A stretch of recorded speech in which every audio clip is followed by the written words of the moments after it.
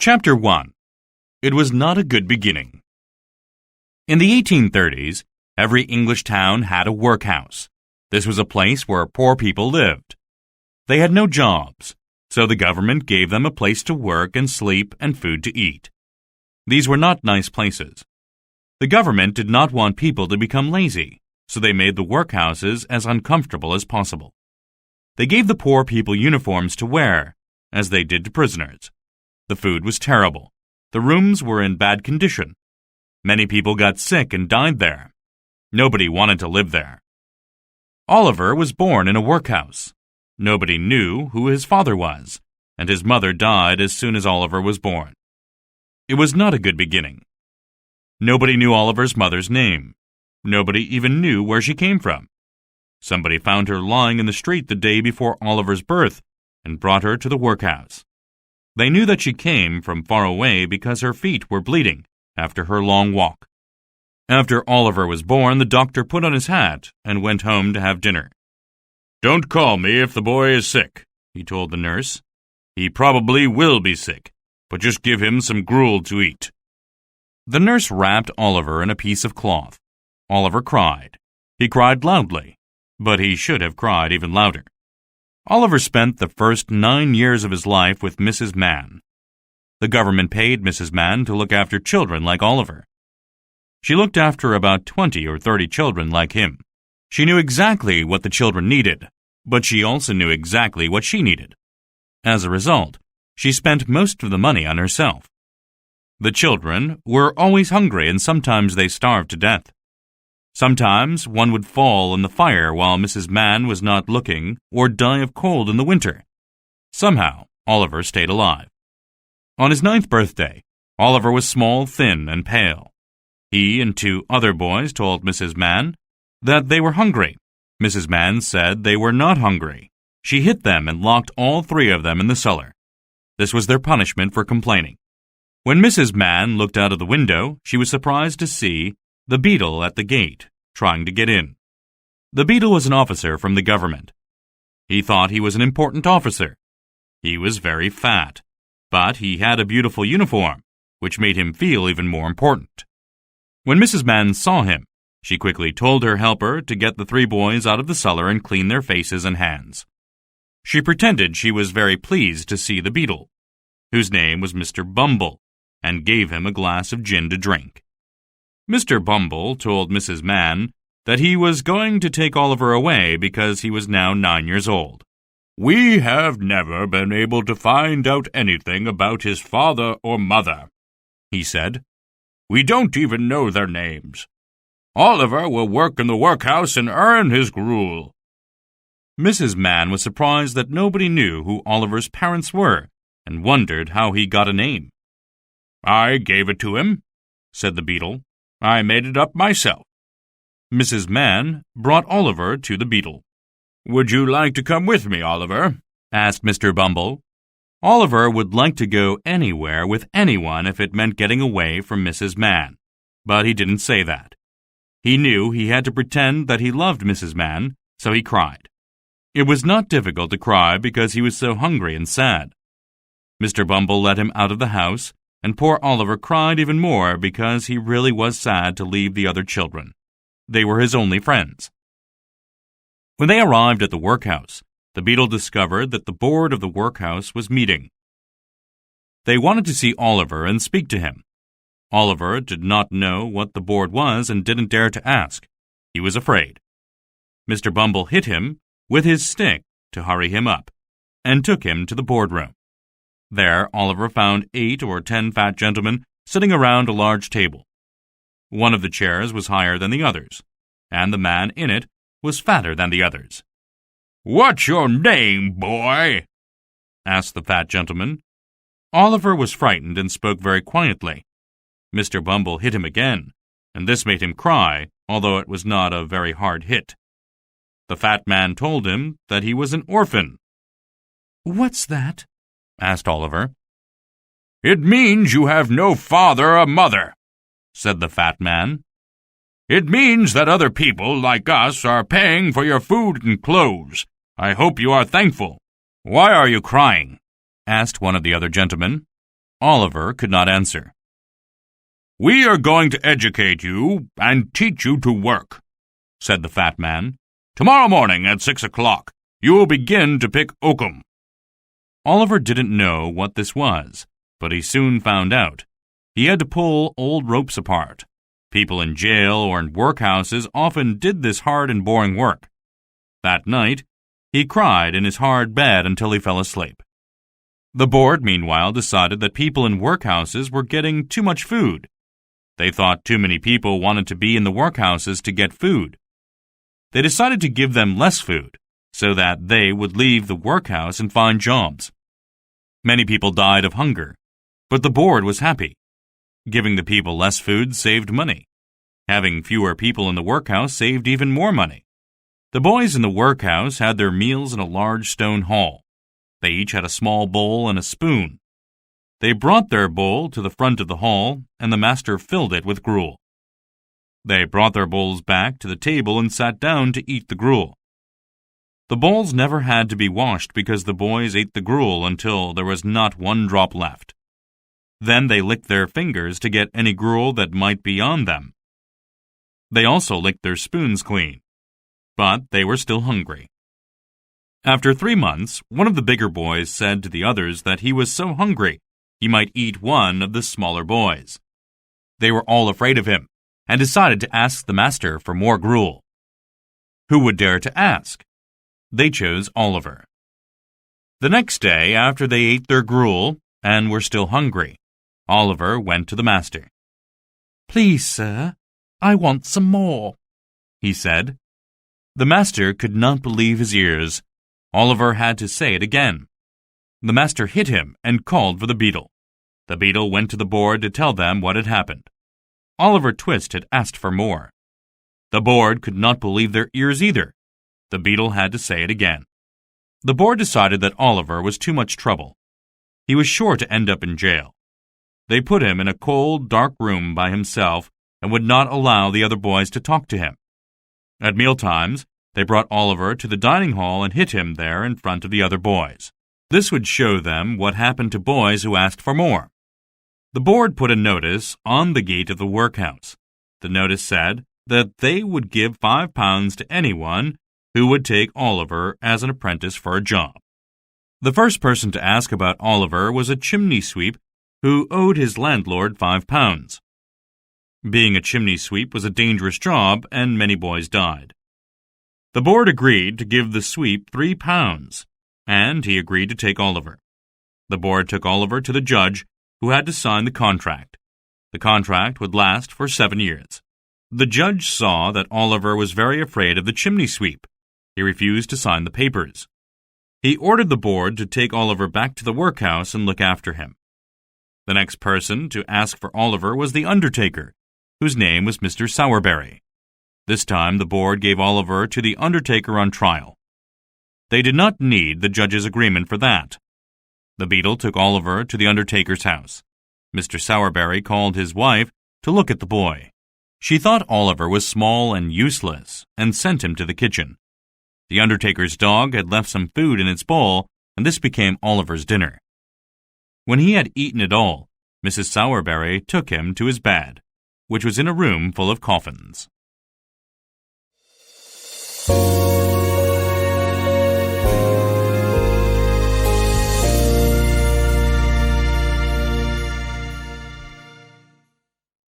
Chapter 2.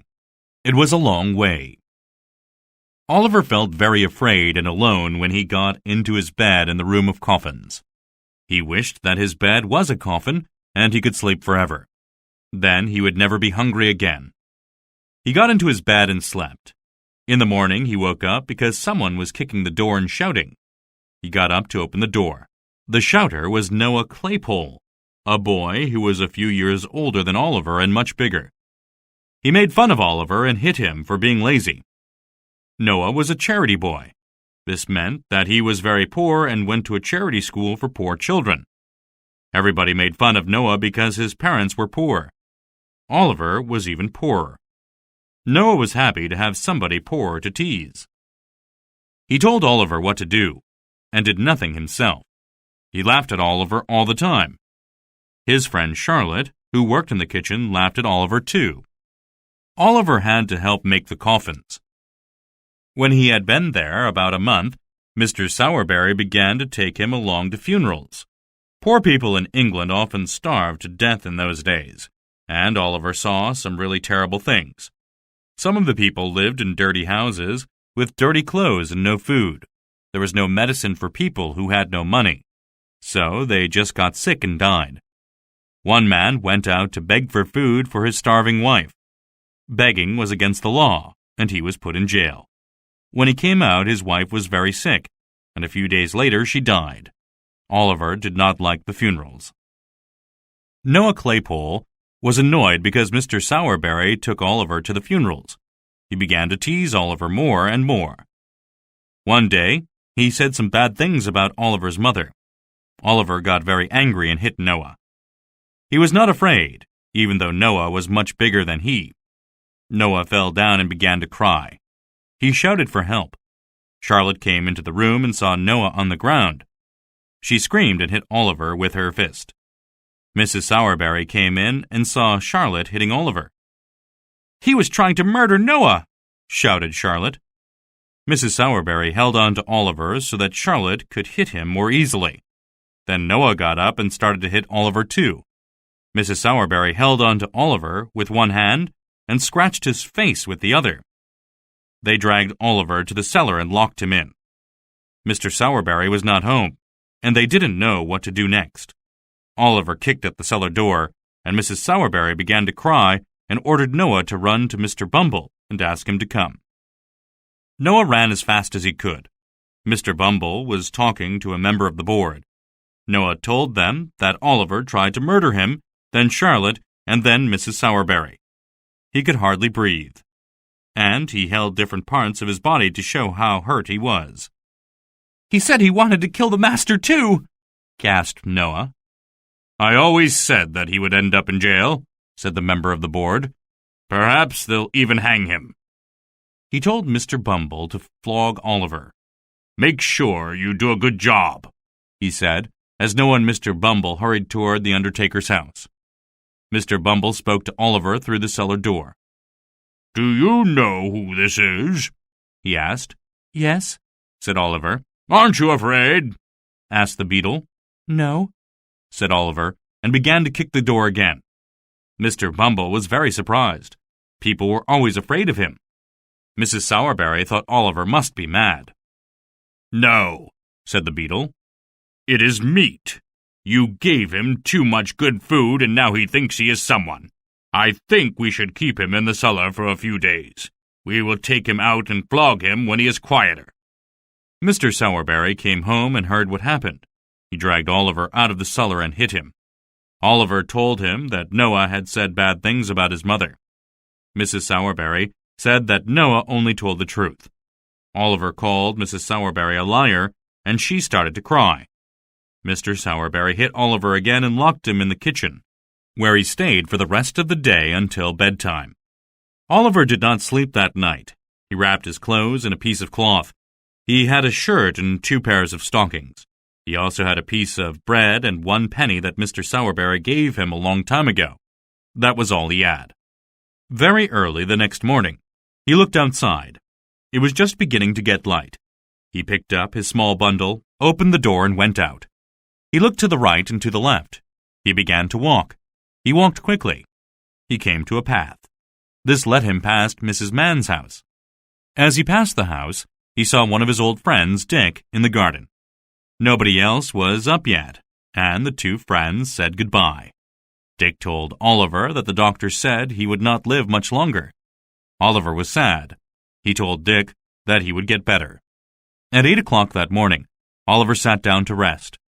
He had walked 5 miles. He thought about what he would do. A notice told him that London was 70 miles away. Nobody would ever find him there, he decided.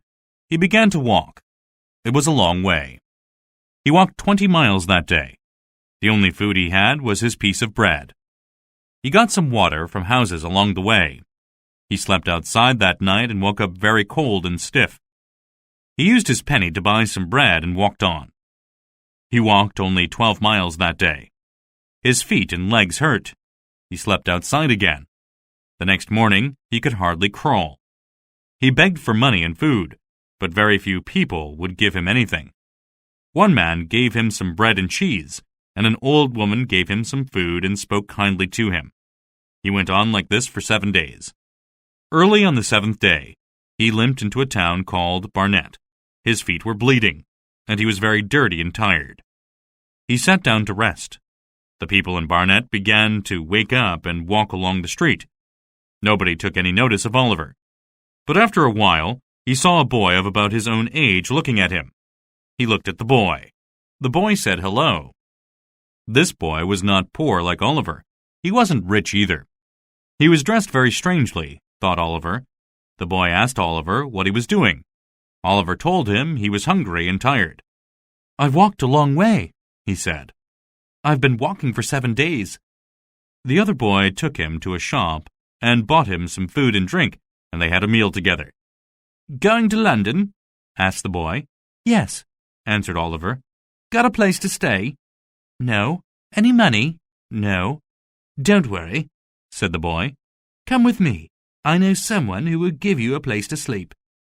The boy told Oliver that his name was Jack Dawkins, but people called him the Artful Dodger.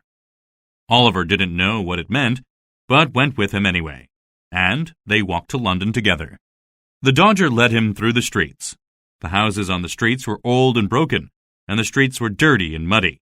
There were lots of poor children wearing rags, and people were fighting and shouting inside the houses. It was not a nice place. Oliver thought he should run away, but the Dodger opened a door and pushed him into a house. The stairs inside the house were broken, and the two boys climbed up them carefully. They went into a room that was black with dirt. An old man with red hair was cooking some food over a fire. He looked terrible. There were a lot of handkerchiefs hanging on a rope to dry.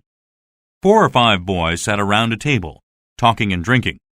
They were all younger than the Dodger. The Artful Dodger took him to the old man. "This is Fagin," said the Dodger. "Fagin, this is my friend Oliver Twist." "I'm very pleased to meet you," said Fagin. "I hope we will be good friends." The other boys all came to say hello to Oliver. They gave him some food and a glass of gin to drink. Oliver ate and drank. It made him feel sleepy. Someone lifted him up and put him on one of the beds in the room, and he was soon asleep.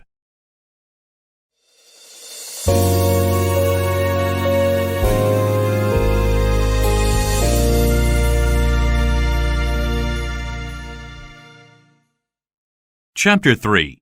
He seemed to have a lot of pockets. Oliver woke very late the next morning, after a long, deep sleep. The only person in the room was Fagin, who was making some tea at the fire. Oliver was still half asleep, but he saw Fagin go to the door and lock it. Then he saw him take a small box out of a hiding place in the floor. He took out a beautiful watch and some jewels and looked at them. Then Fagin noticed that Oliver was awake, and he became very angry. "What did you see?" he shouted. Oliver told him. Fagin stopped being angry. He explained that he was saving the jewels because he would need them when he was old. The Artful Dodger returned with one of the other boys. His name was Charlie Bates. Fagin asked the 2 boys what they had. The Artful Dodger gave him 2 wallets, and Charlie Bates gave him 4 handkerchiefs. Oliver thought that the 2 boys made these things. Fagin asked Oliver if he would like to learn how to make handkerchiefs and wallets as quickly as the Artful Dodger and Charlie Bates. Charlie Bates laughed very loudly. Oliver said he would. Charlie Bates laughed even louder. After breakfast, the 2 boys and Fagin played a game. Fagin walked around the room. He pretended he was in the street. He stopped to look in shop windows. The 2 boys tried to take things from his pockets. If Fagin felt them doing it, he would shout. They played this game for a while. Then 2 older girls came into the room. Their names were Bet and Nancy. Fagin gave the boys some money, and they left with the 2 girls. Fagin asked Oliver to try and take a wallet from his coat pocket.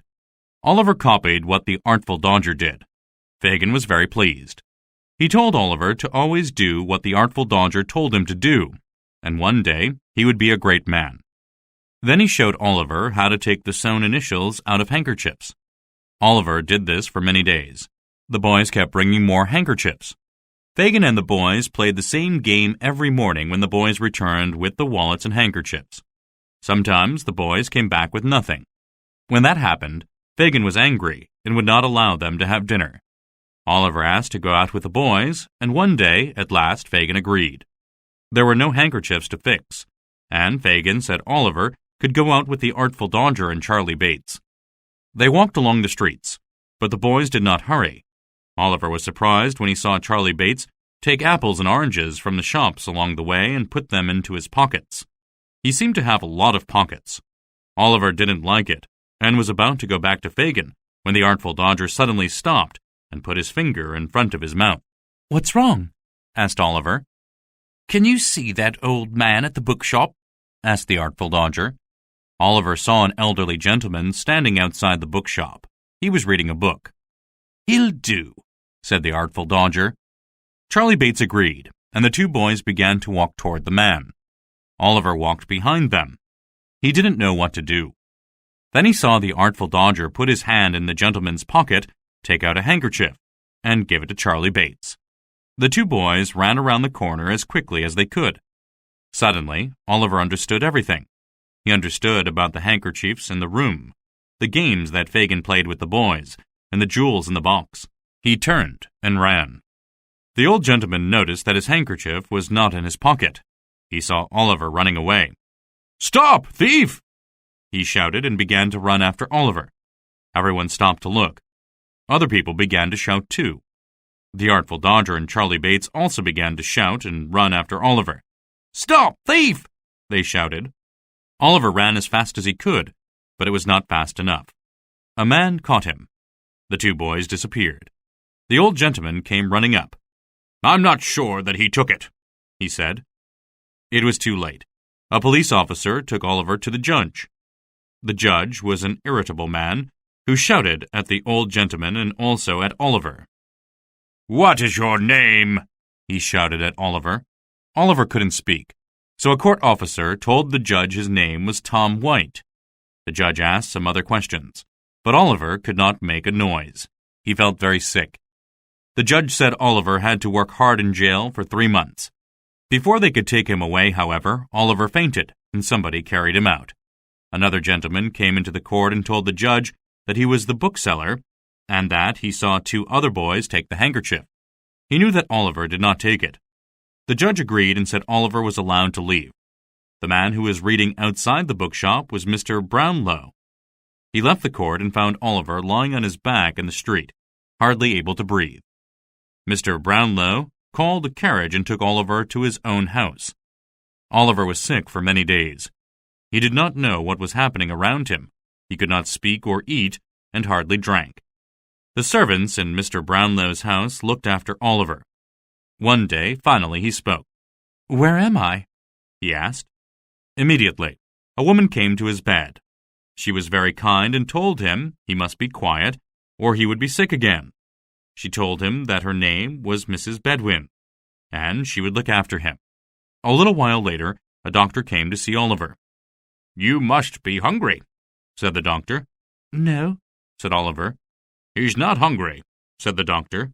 "You must want to sleep," he said. "No," said Oliver. "Then you are not thirsty either," said the doctor. "Yes, I am," said Oliver. The doctor spoke to Mrs. Bedwin. "Give him some tea," he said, "and make sure that he is not too hot or too cold." A few days later, Oliver could sit up in bed, although he still could not walk.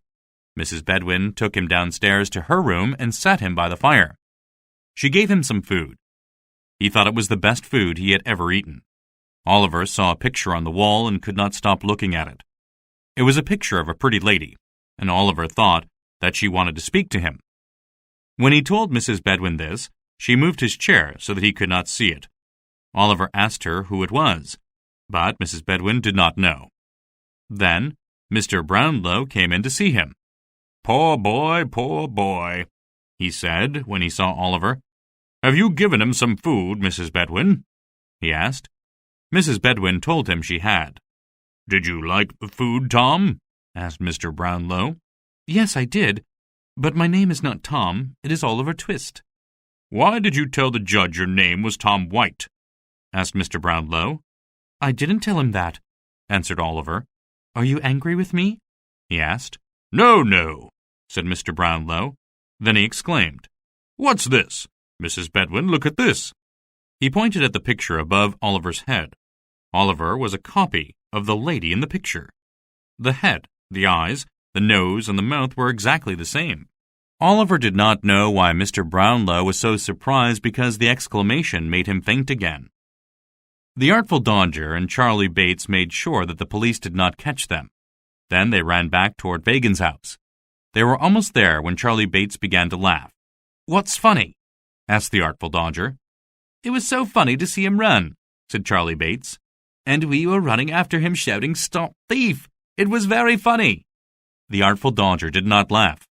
"What will Fagin say?" he said. The two boys got to the house and went in. Fagin saw that there were only two boys.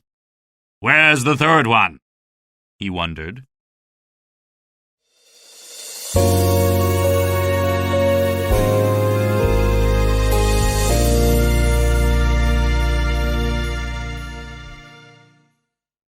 Chapter 4. Where's Oliver? "Where's Oliver?" asked Fagin. The two boys looked at each other. When they told him that the police had taken Oliver, he was very, very angry. He threw a cup of cold tea at Charlie Bates. Just then, a large man came in through the door, and some of the tea spilled on him. He was annoyed. This man was Bill Sikes, and he was a criminal. He had a dog with him, but he was very cruel to the dog. He kicked it and shouted at it all the time. The dog laid down in a corner of the room. The Artful Dodger and Charlie Bates explained what had happened to Oliver. Fagin was worried. "He might tell the police about us," he said. Sikes thought this was funny. "You might be in trouble," he said, smiling. "If I am in trouble, we are all in trouble," said Fagin, "and it will be worse for you than for me." Sikes stopped smiling. Everyone sat quietly for a few minutes. Finally, Sikes spoke. "We must find out what happened to him." They all agreed, but none of them dared to go to the police station or talk to a police officer. They solved this problem when Bet and Nancy came in. They persuaded Nancy to go. She didn't want to go, but Sikes threatened her until she agreed. They gave her a white dress and a basket. Then they put a bonnet on her head and gave her a key to carry to make her look respectable. They told her to pretend that she was searching for her brother Oliver. She went to the police station. There she found out that the gentleman had taken Oliver to his own home. "My poor brother," cried Nancy. "Where does the gentleman live?" "I don't know the address," said the police officer, "but I heard him tell the carriage driver to go to Pentonville." As soon as Sikes heard Nancy's story, he called his dog, put on his hat, and left. He didn't even say goodbye. Fagin told the boys to leave immediately. "You know where to go," he said. "The other place." The boys left. Fagin locked the door and took the box from its hiding place. He took everything out of it and put them in his pockets. Then he left too. Oliver soon recovered from his faint. Mr. Brownlow and Mrs. Bedwin did not talk about the picture to him. They did not want him to faint again. The next day he came down to the room. He was disappointed when he saw that the picture was not there. "We took it away," said Mrs. Bedwin. "You can see it again when you are better." Oliver slowly got stronger. When he was able to dress himself again, Mr. Brownlow bought new clothes for him. Mrs. Bedwin sold his old clothes to an old man in the street. Oliver gave the money to a servant. He was very pleased to see the clothes go. He thought that he would never wear them again. About a week later, Mr. Brownlow called Oliver to come to his study. Oliver was very interested in all the books in the room. He said he would like to read them. "I want you to listen to me," said Mr. Brownlow. He was kind but serious. Oliver thought that Mr. Brownlow was going to send him away and begged him to let him stay. "I will never send you away unless you give me a good reason to," said Mr. Brownlow. "I never will, sir," said Oliver. "Tell me your story, Oliver," said Mr. Brownlow. Before Oliver could start, however, there was a knock on the door. It was Mr. Grimwig. Mr. Grimwig was Mr. Brownlow's friend, and although he liked to argue, he was a good man. Mr. Brownlow sent Oliver downstairs to tell Mrs. Bedwin that they were ready for tea. "So, that is the boy, is it?" said Grimwig. "Yes, a good-looking boy, don't you think?" said Mr. Brownlow. "I don't know," replied Grimwig. He wanted to argue. "You don't know anything about him. Where does he come from? Who is he? What is he? Are you sure he will not steal from you at night?" Mr. Grimwig did not think that Oliver would do that, but he wanted to argue with his friend. When they had finished drinking their tea, he asked, "When are you going to hear his story?" "Tomorrow," replied Mr. Brownlow. "Oliver, come to me tomorrow at 10 o'clock." Oliver promised he would. "He won't come to you," argued Mr. Grimwig. "He will," answered Mr. Brownlow. "I believe him." "He's lying to you," argued Mr. Grimwig. "We shall see," said Mr. Brownlow. "Yes, we shall see," said Mr. Grimwig. Just then, a messenger arrived. He took some books from the bookshop, and Mrs. Bedwin brought them to the gentleman. Mr. Brownlow had to return some other books to the bookshop, but the messenger had not waited. "Ask Oliver to return the books," said Mr. Grimwig. "Or don't you trust him?" Mr. Brownlow was annoyed with his friend. "Of course I trust him." He called Oliver and gave him the books and a £5 note, telling him to take them to the bookseller. Oliver was very pleased to be useful. The gentleman explained where the shop was, and he set off with the parcel of books and £5 in his pocket. "He will return in 20 minutes," said Mr. Brownlow. "He will never return," said his friend. "He will." "He won't." Mr. Brownlow put his watch on the table, and the two friends waited. Oliver walked happily toward the bookshop. He went into the wrong street and was about to turn around when a woman wearing a white dress and carrying a basket suddenly took hold of him. "My brother!" she screamed. "Don't!" said Oliver. "Who are you? Why did you stop me?" "My brother!" she cried. "Come home, brother Oliver. I have found you." Other people came up to see what the noise was. She explained to them that Oliver was her brother who ran away from home a month ago. Everyone told him to go with his sister. Suddenly, Oliver recognized the lady. "It's Nancy," he exclaimed. "You see, he knows my name. Come home, Oliver," said Nancy. A man with a white dog came out of a shop and grabbed Oliver. He took the books and hit Oliver on the head. He dragged Oliver along the street. It was growing dark. The two gentlemen sat with the watch on the table while Oliver met all his old friends again. Fagin was very pleased to see him. The Artful Dodger and Charlie Bates were also happy, and they laughed to see him so well dressed. Then they found the £5 in his pocket. Fagin and Sykes argued about the money.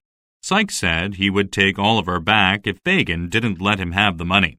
Fagin gave it to him. Oliver was very upset. "Send the books and the money back," he begged.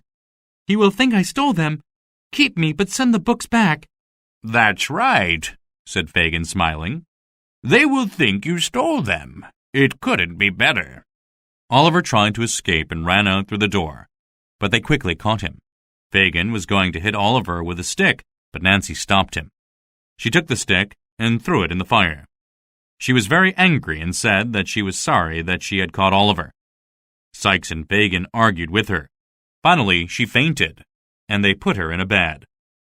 They took Oliver to another room and made him put on the very same clothes that he had sold. The man who had bought them showed them to Fagin, and this helped Fagin find out where Oliver was staying.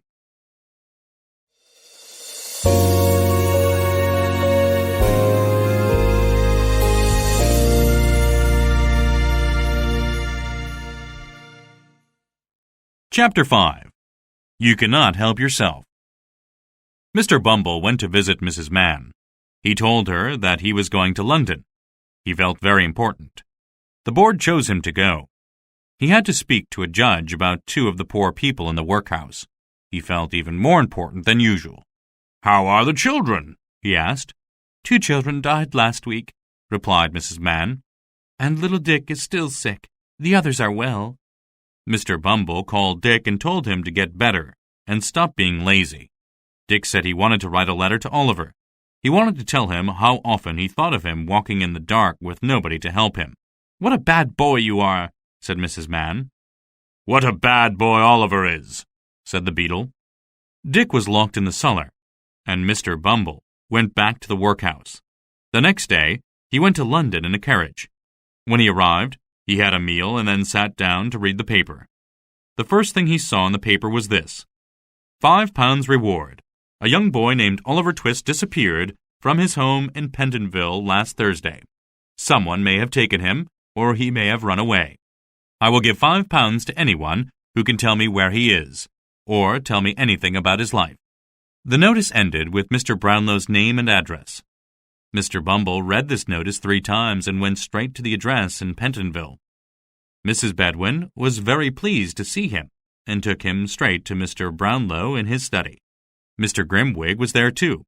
Mr. Bumble told Mr. Brownlow what a bad boy Oliver was.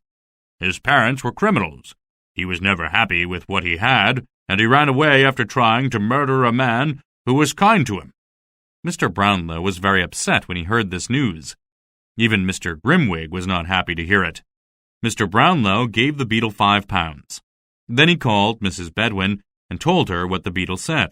Mrs. Bedwin said she did not believe it, but Mr. Brownlow told her that nobody must ever say Oliver's name in his house again. The next day, the Artful Dodger and Charlie Bates went out as usual.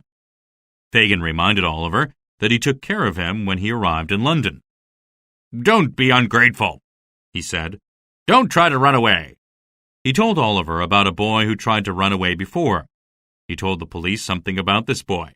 They found the boy and hanged him. He hoped that something like that would not happen to Oliver. Oliver hoped so too. He was very frightened. Fagin locked him in a room for about a week. After that, he was allowed to walk around in the house, but could not go outside.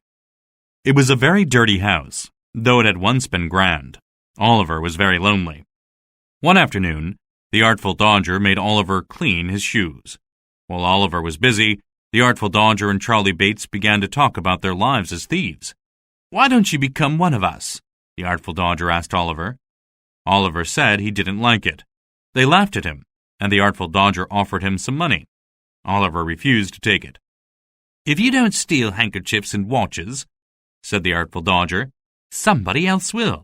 You need them as much as anybody else does, so you should take them." Fagin heard this and told Oliver to take notice. Oliver met another man who came to the house. His name was Tom Chitling. He was older than the Artful Dodger, but seemed to think of the younger boy as a leader. Tom Chitling was just out of jail after being there for 2 months. After this, Oliver was never alone. Fagin and the boys played their games, and Fagin told stories about his past. Sometimes these stories were very funny, and Oliver laughed. One cold, wet night, Fagin put on his coat and went out into the dark streets of London. He went to a house near Bethnal Green and knocked on the door. A dog growled at him when he went in, but Bill Sikes told the dog to be quiet. Nancy was there too. "When are you going to break into the house at Chertsey?" asked Fagin. Sikes explained that he was not able to get into the house. His plan was to pay a servant to let him in so that he could steal from it. He tried to make friends with the servants, but he did not succeed. If Sikes could steal things from that house, Fagin would pay him for the things he stole and then sell them to somebody else. Sikes said he needed a small boy to help him. He would get the small boy into the house through a window, and the boy would open the door and let him in. Fagin thought that Oliver could do it, and Sikes and Nancy agreed. Fagin was pleased about this. He wanted Oliver to believe himself to be a thief. Then, thought Fagin, he would be loyal to them. They agreed that Nancy would bring Oliver to Sikes's house the next night. When Fagin returned to his own place, he wanted to speak to Oliver immediately, but Oliver was asleep. "Tomorrow," he said. In the morning, Oliver found a pair of new shoes next to his bed. He didn't know what to think about this. Then Fagin told him he was going to Sikes's house that night. "Do you want to know why you're going there?" he asked. "Yes," replied Oliver. "Can you guess?" asked Fagin. "No," replied Oliver. Fagin was disappointed. "Wait till Bill tells you," he said. He gave Oliver a book to read and warned him about Sikes. "Do as he tells you," he said. "He is a very rough man, so be careful." Fagin went out and Oliver read the book. It was about criminals and the crimes they did. It was about robberies and murders, and Oliver became more and more afraid. He heard a noise and jumped up. "Who's there?" he said, shaking with fear. It was Nancy. She sat down and began to cry. Then she got up again. "Are you ready?" she asked. "I will take you to Bill Sikes." Oliver thought that he might be able to escape once they were on the street. "I'm ready," he said. Nancy guessed what he was thinking. "Don't try to escape," she said. "You cannot help yourself. I tried to help you, but I couldn't. If you are going to escape, this is not the time." She showed him some marks on her neck and arms. "Don't let them hurt me again," she said. "Please come quietly." When they got to Sikes's house, he showed Oliver a gun. He told Oliver he would shoot him in the head if he did not obey him. They had something to eat, although Oliver was not very hungry. Then Sikes went to bed and told Nancy to wake him at 5 o'clock.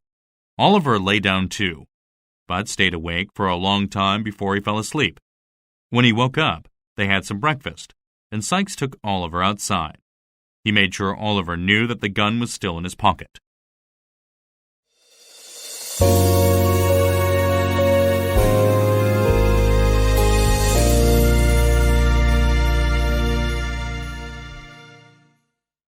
Chapter 6.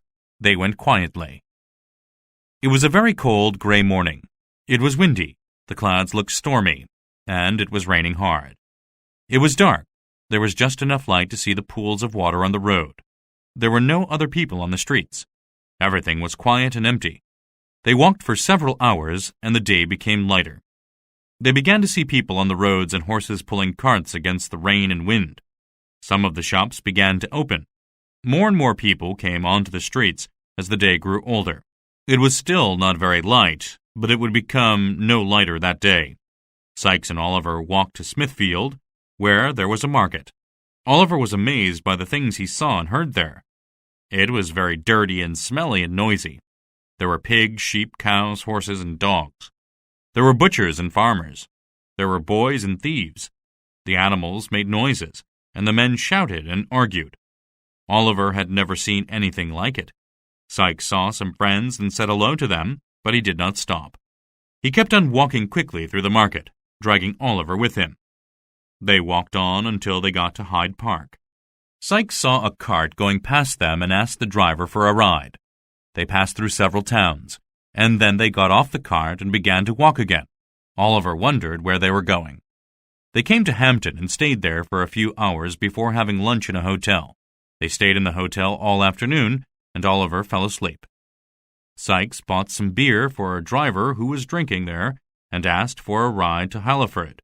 He woke Oliver up. It was dark now, and they got on the cart and drove off into the black night. They rode through Sunbury, then got off the cart and began to walk again. They walked right through Shepperton and on to another town. They came to a bridge over a river. Sikes suddenly turned toward the river, and Oliver was afraid that Sikes was going to drown him in the river. Then he saw an old house that nobody lived in. It was very dark and frightening, but they went into it. They met two men inside the house. The first was Toby, and the second was Barney. They sat in a low, dark room, on some broken chairs and a very old couch. Toby was a large man with red hair, and he was very pleased to see Sikes. Sikes told him who Oliver was. Toby laughed when he heard that Oliver was working for Fagin. Barney brought them all some food. They drank some gin and made Oliver drink some too. Oliver didn't like it, and everybody laughed.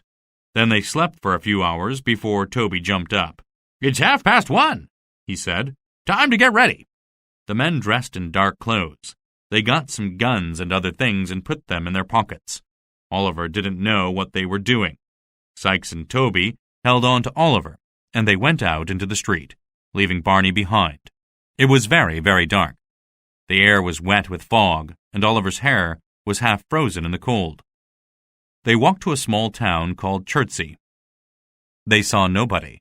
They came to a house with a wall around it. Toby quickly climbed the wall. Sikes handed Oliver up to him, and he pulled the boy up and over the wall. Sikes was soon over the wall, too. They went quietly toward the house. Suddenly, Oliver realized what was happening. It was a burglary. It might even be murder. He sank down to the ground. "Get up, or I'll blow your head off," whispered Sikes. "Don't make me steal," cried Oliver. "Let me run away. I will never come to London again. Please, let me go." Sikes pulled out his gun and was ready to shoot him, but Toby stopped him. "You can't do that here," he whispered angrily. He put his hand over Oliver's mouth while Sikes broke open a small window in the house. Then he told Oliver to go in through the window and go to the front door and open it, so that they could all get in. He gave him a light to carry. Sikes lowered Oliver through the window and into the house. Oliver decided he would go in and wake the people up to warn them that there were thieves breaking into the house. He went to the door. Suddenly, Sikes shouted, "Come back!" Oliver dropped his light. Then he saw two men inside the house and heard a loud noise. He fell back against the wall.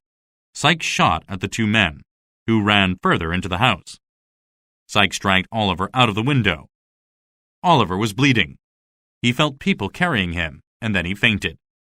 On that same very cold, dark night, Mrs. Corney was sitting in her own small room, near her own small fire. She was the matron of the workhouse where Oliver was born. She had a small round table and a small tea set and was drinking some tea by the fire. Mrs. Corney was a widow, but she was feeling very happy with her life. As she was drinking, there was a knock at the door. She was annoyed because she thought it would be a nurse calling her to go to the workhouse for some reason. However, it was Mr. Bumble. He brought her some wine and sat down to have tea with her. He complained about the poor people. He explained to Mrs. Corney that the best thing to do for the poor was to give them things they did not want. Then they would stop coming and asking for more. As they spoke, Mr. Bumble moved his chair around the table until he was sitting very close to Mrs. Corney. He drank his cup of tea, ate the last piece of bread, brushed the crumbs from his clothes, cleaned his mouth with his hand, and kissed Mrs. Corney. "Mr. Bumble," exclaimed Mrs. Corney, "I will scream." Mr. Bumble put his arm around her. She did not scream. There was a knock on the door. Mr. Bumble rushed to the other side of the little room. The door opened. "Old Sally is dying," said a nurse. Mrs. Corney was annoyed. "Well, I can't keep her alive, can I?" she said. "No, Mrs. Corney, nobody can do that," said the nurse. "But she says that she must tell you something before she dies." Mrs. Corney had to go. She asked Mr. Bumble to wait until she returned and went out with the nurse. Mr. Bumble walked around the room, looking at everything in it. Then he sat by the fire and waited. Mrs. Corney went with the nurse to a cold room in the workhouse. An old woman lay dying on a bed. Two old women were sitting with her. Old Sally was almost dead.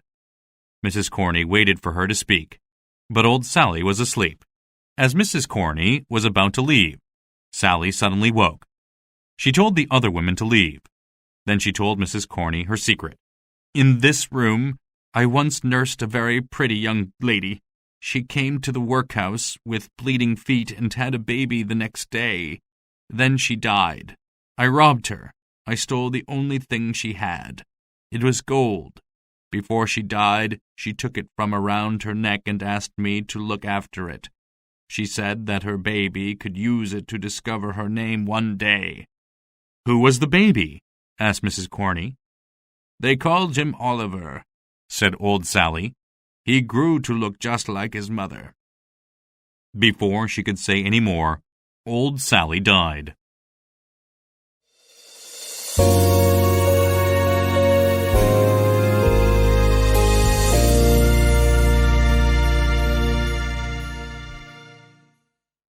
Chapter 7. I Saw the Shadow of a Woman. Fagin sat in his room thinking. He was not happy. The Artful Dodger, Charlie Bates, and Tom Chitling were playing cards. Charlie Bates kept looking at Tom's cards, and the Artful Dodger kept winning all the games and the money. Finally, Tom decided he would not play any more. Charlie Bates began to tease him about bet, and soon the boys were fighting. Tom Chitling tried to hit Charlie Bates. Charlie jumped out of the way, and Tom hit Fagin by accident. Just then, there was a knock on the door. It was Toby. He seemed happy and asked for some food and drink before he would tell his story. When he finished eating, he asked Fagin how Sikes was, but Fagin could not tell him. He had not seen Sikes. Toby became afraid. "Where are Sykes and the boy?" shouted Fagin. "Where are they hiding? Why didn't they come here?" He hit the floor with his stick. "What happened?" "They heard us and chased us with guns," answered Toby. "They shot the boy. We tried to save him, but we had to leave him in a ditch, or they would have caught all of us.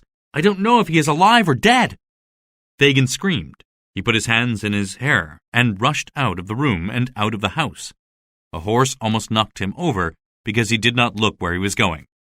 He went to Saffron Hill, which was a place with lots of dirty shops. These shops sold all the things that thieves stole. Fagin went to a shop owned by Mr. Lively. Mr. Lively had not seen Sykes or the boy. Fagin went to the hotel. Sykes was not there. Barney was not there either. Fagin found the landlord. "Is he here?" he asked.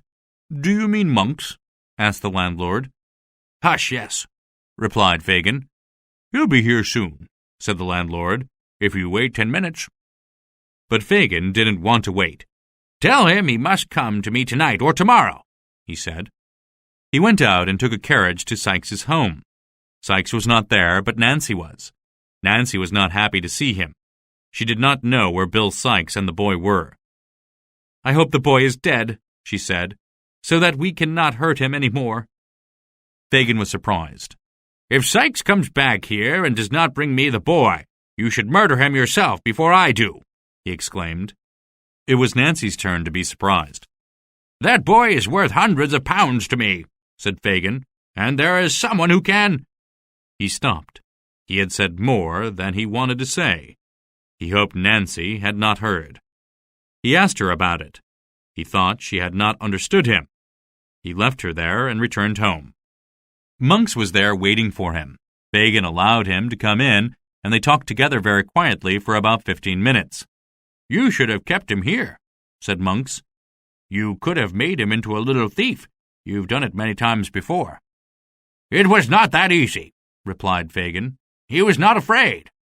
I could not make him like the other boys. I sent him out with the Artful Dodger and Charlie Bates, but that did not work. You know that. We don't want that to happen again." "No, we don't, but I'm pleased that it happened," said Monks. "I was looking for him, and that was how I found him. I don't want him dead, but I want him out of the way." "What's that?" "What?" said Fagin. "I thought I saw the shadow of a woman," whispered Monks. They rushed out of the room and searched the house. They didn't find anyone. "I must have imagined it," said Monks. Mr. Bumble waited for Mrs. Corney to return. He waited a long time. He counted all the spoons. He counted them again. He looked at the furniture. Then he began to look inside the drawers. He found a small locked box. He could hear that there was money inside it. "I'll do it," he said. When Mrs. Corney returned, she needed a drink. Mr. Bumble told her that Mr. Snout, the manager of the workhouse, was very ill. "He will die soon," he said. "They will need a new manager." He smiled very happily. "The new manager and the matron could share their lives," he said. Mrs. Corney agreed. They decided to marry. Mrs. Corney told him that old Sally died. Mr. Bumble said he would visit Mr. Sowerberry on his way home. Mr. and Mrs. Sowerberry were out for tea. Noah Claypole was looking after the shop. He was sitting at the table with Charlotte eating oysters. Mr. Bumble saw them. Then he heard Noah tell Charlotte to kiss him. He rushed into the room. He was very angry with both of them. "Kissing?" he exclaimed. "How do you dare?" He told Noah to get back to work. "Tell Mr. Sowerberry that there is a dead woman at the workhouse. He should come tomorrow morning." Sykes and Toby ran from the house as quickly as they could. They carried Oliver with them. Men were shouting, and dogs were barking. They saw 3 men climbing the wall to chase them. They were afraid. They put Oliver down in a ditch. Sykes put his coat over him, and then he and Toby ran away. The 3 men came a short way into the field and stopped. They were afraid too. Mr. Giles was the head servant for the old lady who lived in the house. Mr. Brittles was his helper. The 3rd man was a traveler who was sleeping in a shed. Mr. Giles had called him to help them chase the burglars. They looked around for the burglars. They could see something, but didn't know what it was. They were very frightened and decided to go back to the house. Oliver lay in the ditch in the dark. As morning came, it began to rain. Oliver did not feel it. It fell on him as he lay unconscious and helpless in the ditch. At last he woke up. He cried with pain. His left arm hurt, and it was bleeding. He got up and began to walk. He did not know where he was going. He was only half awake. He came to a road. It began to rain so hard that it woke him up. He saw a house and went toward it. He could hardly walk. He recognized the house. It was the house they tried to burgle. He wanted to run away, but he couldn't. His legs would not move. He fell against the door. Just then, Giles, Brittles, and the traveler were having a cup of tea and telling the other servants about the burglary. The cook and the maid were frightened by the story. Then they heard a noise at the door, and this frightened them even more. Perhaps the robbers had returned. The 3 men and the 2 women all went to the door together. Brittles opened it. When they saw Oliver, Mr. Giles pulled him into the house and began to shout. "Here he is, miss! I shot him! He's hurt, miss! I caught one of the robbers, miss!" A young girl spoke from the stairs. "Giles," she whispered. "I'm here, miss. Don't worry, miss. He didn't hurt me, miss," said Giles. "Hush," said the young lady. "You'll frighten my aunt. Is he very hurt?" "Yes," shouted Brittles. "I think he will die. Come and look at him." The young lady shook her head. "No, I don't want to see him," she said. "Perhaps later." She went to speak to her aunt. Then she told the servants to take the robber to Giles's room and look after him. She told Brittles to get a police officer and a doctor. Giles very carefully took Oliver upstairs to his own room and put him on a bed.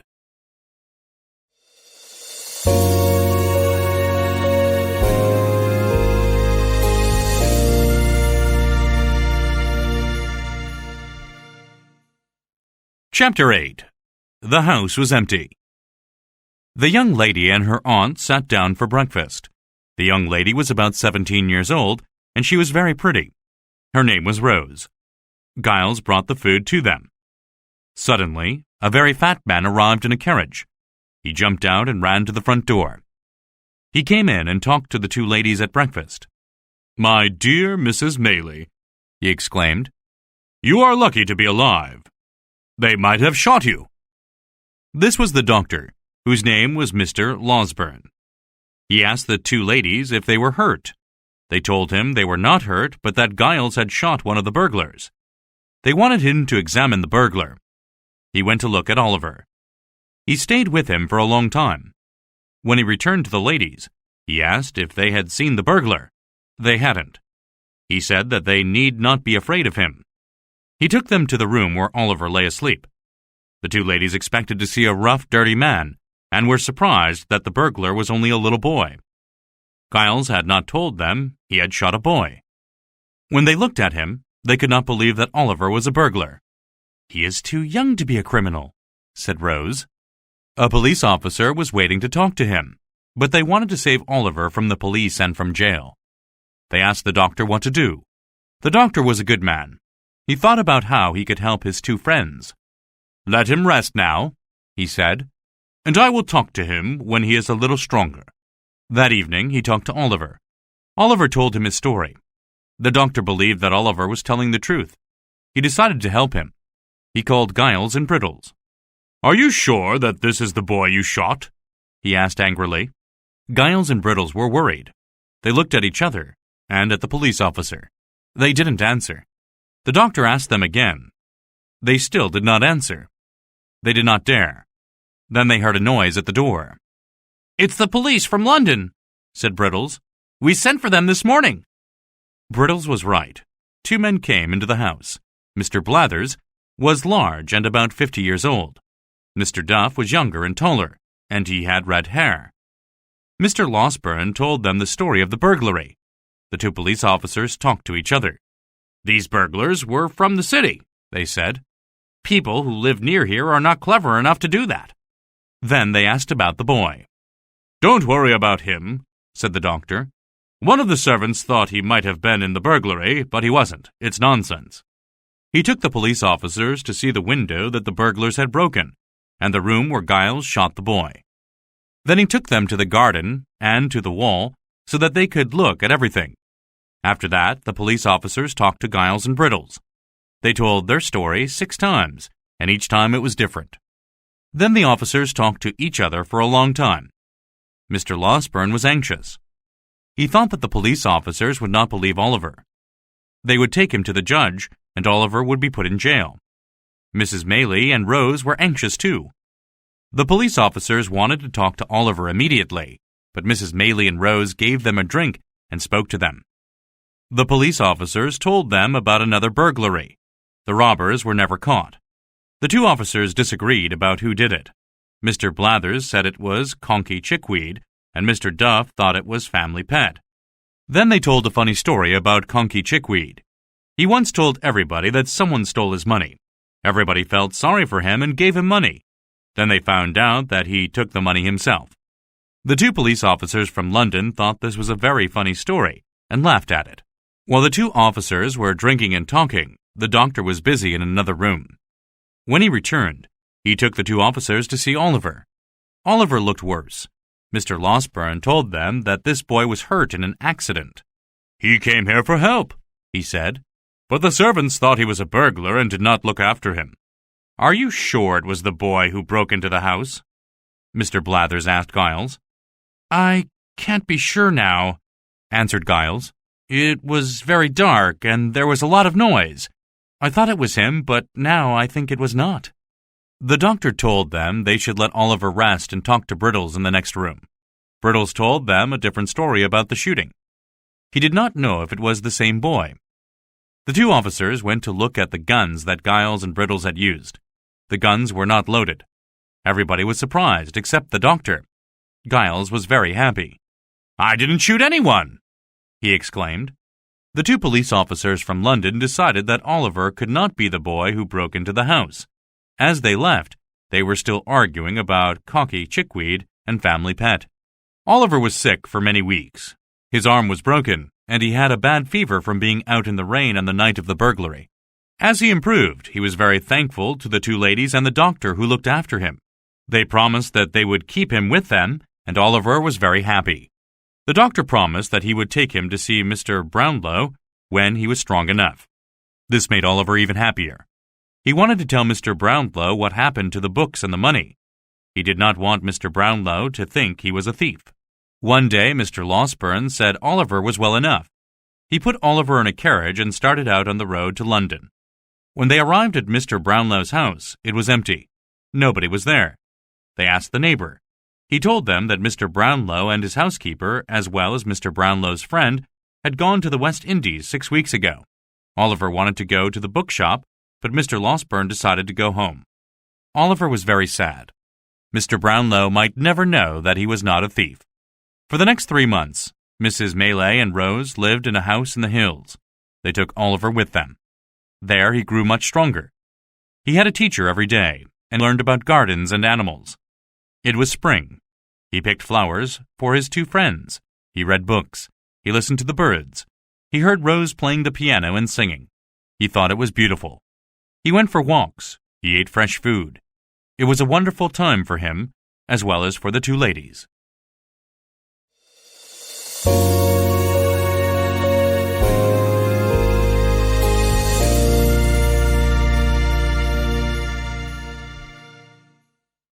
Chapter 9. The Man Shook His Fist. Spring became summer. The country became even more beautiful, and Oliver became healthy and happy. He had never been so healthy and happy before. He loved his 2 lady friends, and they loved him. They enjoyed going for walks in the fields. One evening they walked further than usual. It was such a lovely night. Rose played the piano when they were back at the house, but then she began to cry. She felt ill and went to bed. She had a fever, and Mrs. Maylie was very worried. The next morning she was worse. Mrs. Maylie and Oliver were very sad. They both cried. Mrs. Maylie gave Oliver a letter for Mr. Losberne. She gave him some money and told him to take the letter to the village. There he should pay somebody to take the letter to Mr. Losberne as quickly as possible. She had another letter which was addressed to Harry Maylie, but she did not want to send that letter yet. Oliver took the money and the letter for Mr. Losberne and hurried to the village. He went to the hotel and found the postboy. It took a while, but at last a horse was on its way with the letter. Oliver was leaving the hotel when he knocked into a tall man in a long coat. "What's this?" cried the tall man. "I'm sorry, sir," said Oliver. "I was in a hurry and didn't see you." "Why are you here? I should have told them to get rid of you," said the man. He was very angry. Oliver apologized again, but the tall man shook his fist at him. He came toward Oliver, and Oliver was afraid. Who was this strange, angry man? Then the man fell on the ground. Oliver thought he was mad. He went into the hotel and got somebody to help him. He watched as they carried him into the hotel. When Oliver got home, he soon forgot about the strange man. Rose was worse. A doctor from the village said she was very sick, and he did not expect her to live. The people in the house did not sleep well for the next few nights. They were all worried about Rose. Mr. Losberne received the letter and came to see Rose as quickly as he could. He agreed with the other doctor. Rose was very sick, and he thought she would die. The days were beautiful, but nobody was happy. One morning, Mr. Losberne told them that Rose was asleep. He did not know if she would wake up again. If she did, she would recover. A few hours later, he came to them again. "She is awake," he said happily. "She will live." Mrs. Maylay and Oliver were very pleased to hear the news. Oliver went out into the fields to find flowers to put in Rose's room. As he was going back to the house, he saw a horse and carriage coming quickly along the road to the house. Giles was in the carriage with Harry Maylay. They stopped and asked about Rose. They were glad when Oliver told them she was better. Oliver could see that Harry was Mrs. Maylay's son. Harry was in love with Rose, but Mrs. Maylay said he should not marry her. There was a mark against her name that would cause him trouble. If they had children, it would cause them trouble too. "It is not her fault, I know," said Mrs. Maylay, "but she knows it will hurt you. She does not want to hurt you and cause trouble. You can ask her to marry you when she is better, but she will refuse." The next day, everybody was much happier. Oliver went to get some more flowers, and Harry came with him. The days went by, and Rose got better and better. Oliver began to study his books again. One evening, he was sitting in his room reading, and he fell asleep. He dreamed that he saw Fagin. He woke up with a fright. There was Fagin, looking at him through the window of his room. With him was the strange man he had knocked into at the hotel. "That's him," said Fagin. "Of course it is," said the other man. "I could never make a mistake about that." They saw Oliver look at them and quickly left the window. Oliver jumped up from his chair. He ran to the window. He saw the tall man jump over a hedge, and Fagin went through a nearby hole in the hedge. He shouted for help.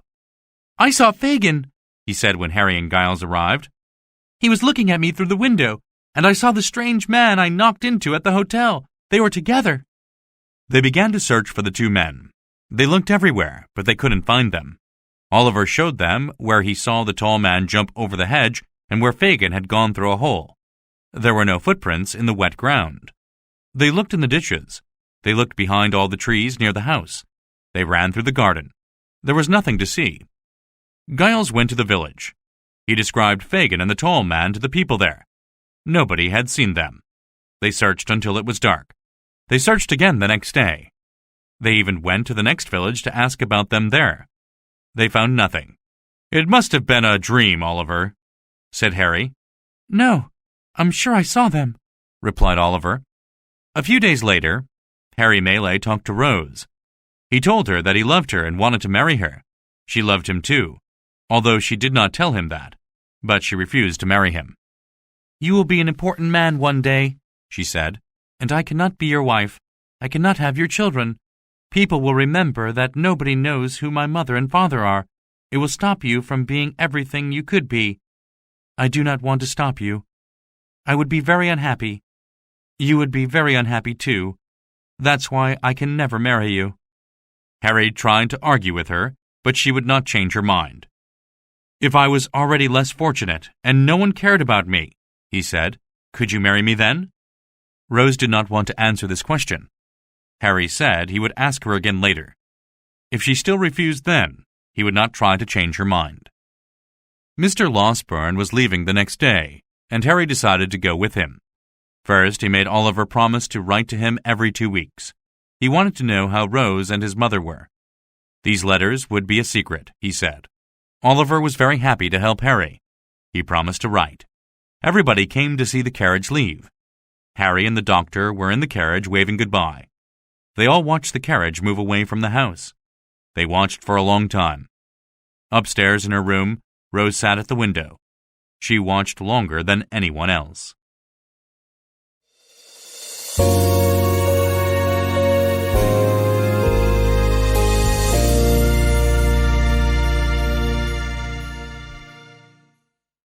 Chapter 10. The fire was out. Mr. Bumble was not happy. He was no longer the beadle. He was the manager of the workhouse. He received more money, but he did not have a nice uniform which everybody recognized. He missed his uniform, but this was not the main reason for his unhappiness. Mr. Bumble married Mrs. Corney, but it was not a happy marriage. Mr. Bumble sat in a chair near the fireplace. It was summer, so the fire was out. He was thinking about his situation. "It is just 2 months," he said to himself. "Everything has changed. Why did I do it? I sold myself for some spoons, a few pieces of furniture, and about 20 pounds in money." He sighed. Then he sighed again. "I sold myself too cheap," he said. He didn't know that Mrs. Bumble was behind him. She heard him. "Cheap?" she said. "You would have been expensive at any price." Mr. Bumble turned and saw his wife. "Mrs. Bumble," he said. He looked at her angrily. When he was the beadle, he looked at people in the workhouse in that way. They were afraid of him then. He expected that Mrs. Bumble would also be afraid. She was not. She laughed. Mr. Bumble was surprised. "Are you going to sit there all day?" asked Mrs. Bumble. "I will sit here as long as I like," replied Mr. Bumble. "That is my right." "Your right?" said Mrs. Bumble. "What is your right?" "It is the right of a man to give orders," said Mr. Bumble. "And what is the right of a woman?" asked Mrs. Bumble. "To obey," said Mr. Bumble. He was angry now and began to shout. "If your late husband had taught you that, he might still be alive now. I wish he were." Mrs. Bumble knew that she had to win this fight. She sat down and began to cry. She cried loudly, but Mr. Bumble did not feel sorry for her. People in the workhouse often cried. He never felt sorry for them. In fact, he enjoyed it. It made him realize how important he was. "Crying is good for you," he said. "It washes your face and makes you feel better. You can cry as much as you like." He picked up his hat and walked toward the door. Mrs. Bumble realized that crying would not work. Her next plan was to fight. She knocked Mr. Bumble's hat off his head. She took hold of him by the neck. She hit him. Then she scratched his face and pulled his hair. She pushed him onto a chair. "Tell me about your right again," she said. "Get up and get out and do something useful," she shouted at him. Mr. Bumble picked up his hat and looked at the door. "Are you going?" she asked. Yes, I am, my dear," he said as he rushed out. He walked around the workhouse. He tried to look as important as he could, but it was very difficult. He didn't have a uniform. His face was scratched, and he could not forget the fight with his wife. Then his situation became worse. He heard some women in the workhouse talking and tried to stop them. His wife heard him. She told him to leave them alone. The women laughed at him as he left. He felt very bad. He didn't know what to do. He went out into the street. He walked up one street and down another until he began to feel a little better. He began to feel thirsty. He came to a hotel and looked through the window. There was only one man in it. It began to rain, so he stepped into the hotel and ordered a drink. The man in the hotel looked at him, and he looked at the man. He was a tall man and wore a long coat. Mr. Bumble thought he came from far away. The man spoke to him. "I have seen you before," he said, "but you were wearing a beadle's uniform then. Aren't you the beadle?" Mr. Bumble was surprised. "I was the beadle," he said, "but now I am the manager of the workhouse." He began to feel important again. "Good," said the stranger. "I came here today to look for you, and here you are. You have found me instead. You can help me." He bought a drink for Mr. Bumble and gave him £2. Mr. Bumble was surprised again. "How can I help you?" he asked. "About 12 years ago, a boy was born in this town. He worked for a coffin maker but ran away to London." "Yes," said Mr. Bumble. "You mean Oliver Twist. I remember him. He was a bad boy." "I don't want to hear about him," said the man. "I want to know about the woman who helped at the birth. Where is she?" "She died last winter," answered Mr. Bumble. The man looked disappointed. "Well, it doesn't matter," he said. He got up to leave. "Wait," said Mr. Bumble. "I know the woman who was with her when she died. I know the old lady told this woman a secret. I don't know what the secret is." The stranger was very interested. "How can I talk to this woman?" asked the stranger. "Only through me," replied Mr. Bumble. The stranger told him when and where to meet him the next night. He wrote the address on a piece of paper. He was very excited. "What is your name?" asked Mr. Bumble. "Monks," replied the stranger as he walked quickly away. The next evening, it was raining when Mr. and Mrs. Bumble walked onto the street. They were dressed in very old clothes. Nobody would recognize them. They walked through the streets toward the river. It was one of the poorest parts of London. It was very dirty. Mr. Bumble stopped to look at a piece of paper he had in his hand. They walked on. They stopped again. "It should be here somewhere," said Mr. Bumble. A man shouted at them from the upstairs window of a very old and dirty building. It was Monks. "Remember what I told you," said Mrs. Bumble. "Say as little as possible. Let me talk to him. You are a fool." Monks opened the door. There was a loud noise of thunder, and rain began to fall very heavily. They went in and followed Monks up some stairs to a large empty room. At one end of the room, there were 3 old chairs and a table. They sat down there. "Is this the woman you spoke about yesterday?" Monks asked Mr. Bumble. Mr. Bumble did not get a chance to answer. His wife answered for him. "Yes, I am," she said. "I was with the old woman when she died and she told me her secret." "Then the first question is, what did she tell you?" said Monks. "No," said Mrs. Bumble. "That's the second question. The first question is, what is it worth?" "It may be worth nothing. It may be worth £20, said Monks. "I won't know until I hear what it is." "Give me £25, replied Mrs. Bumble, "and I will tell you."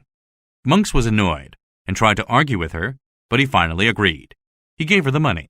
She told him about old Sally's death. She told him that Oliver's mother gave old Sally something before she died to give to Oliver when he was older. "She said she kept it for herself," said Mrs. Bumble. "What was it? Where is it?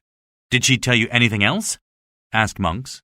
"She said no more," answered Mrs. Bumble. "She died." "She must have told you more," shouted Monks. "No, she didn't," said Mrs. Bumble. "But in her hand I found a piece of paper. It told me where it was. I went there and got it." "Where is it now?" asked Monks quickly. "Here," said Mrs. Bumble. She took out a small bag. In it was a gold locket with 2 pieces of hair in it. There was also a gold wedding ring with a date and the word Agnes written on it. "Is that all?" asked Monks. "Yes," replied Mrs. Bumble. "Is it what you wanted?" "Yes," answered Monks. "What will you do with it?" asked Mrs. Bumble. "Can it be used against me?" "Never," said Monks. He opened a trap door in the floor. They could see the cold, dark river under them. Monks took the little bag, put a heavy stone in it, and dropped it in the river.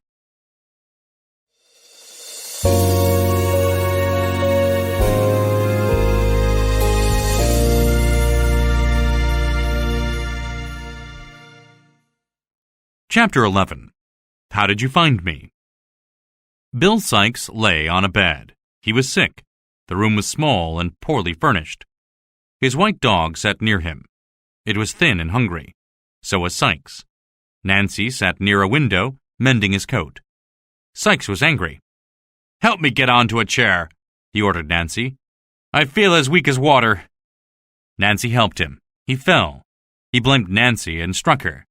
She reminded him that she had looked after him while he was sick. He shouted at her. She was very tired and sick too.